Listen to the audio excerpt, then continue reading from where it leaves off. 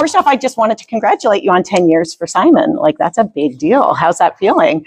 Thank you so much. It does not feel real. It does not feel like I could have hung around in this industry that long. Apparently, I'm like an old timer.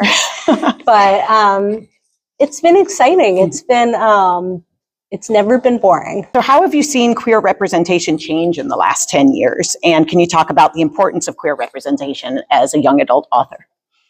Yeah, I do feel like the last couple of years in particular have been a really exciting time.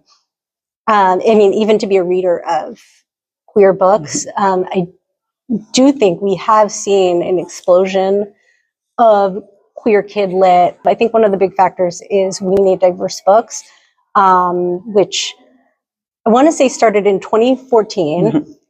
And you can sort of track along with, like, as they picked up and kind of turned into a nonprofit, you know, there have been more and more queer books, a kind of broader range of queer voices, more and more representation. It is far from where we need to be. There are a lot of gaps still. Like, I, in particular, would really love to see more in the kidlit space from like trans girls.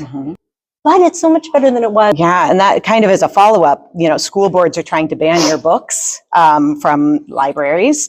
And your newest one, Imogen, obviously has also been challenged, right? So how does your role as a YA author shape your experience with censorship?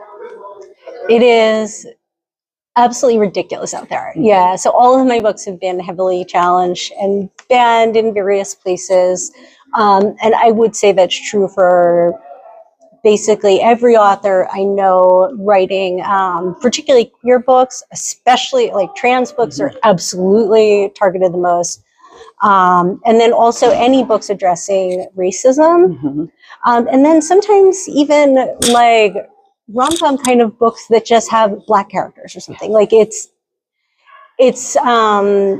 very mask off at this point, you know? And I think it is very frustrating to see, like it's certainly annoying from the author perspective. What really viscerally upsets me is queer kids are in schools in the South and in the Midwest. Like, queer kids are not all in blue states. I think a lot about those kids in particular, and I think about the message it sends when it's like these books that are about characters who are similar to you, right? Or who are written by an author that's similar to you in some way, or similar to your friends. These, like, you know, these books kind of are all written with like real communities in mind, right? And if you're sitting there and the school board of your school is like, this is inappropriate, like the message that sends is like, you are less appropriate than your peers, you know? And that is like a devastating thing to come, particularly from like an authority figure, to come from kind of these institutions that have so much control over your day-to-day life, you know, your school, where you spend all day, every day. I do really appreciate kind of a lot of the organized efforts that are happening kind of with various little pockets of the industry, and then certainly like librarians are on the front lines. Yeah. It's infuriating. I wish I knew how to fix it. Yeah, for sure. How do you anticipate all this censorship impacting the publishing world, particularly with new authors from marginalized communities? Everybody who I know in the industry and the publishing industry is like fiercely fighting for these books. It's hard to know kind of how much control they ultimately have. What I'm seeing so far, as far as I can tell, is that publishers are holding the line and they are continuing to publish queer books. And I have not seen a pulling back of that base, but it's hard to know. Just to kind of wrap it up, are there, what advice would you give to teens today who are aspiring to become authors?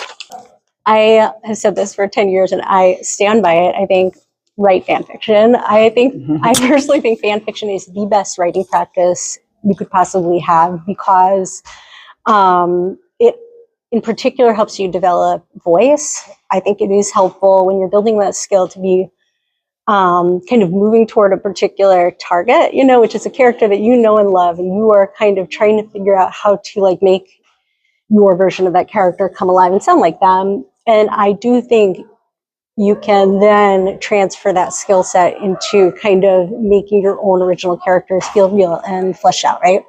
The other thing that I would say, and this is like advice that I myself am not good at taking, but it's trying to let go of the idea that your first draft has to be at the same level of the books that you're reading that are on the shelves. Like the ones that you are reading off a bookshelf are heavily edited.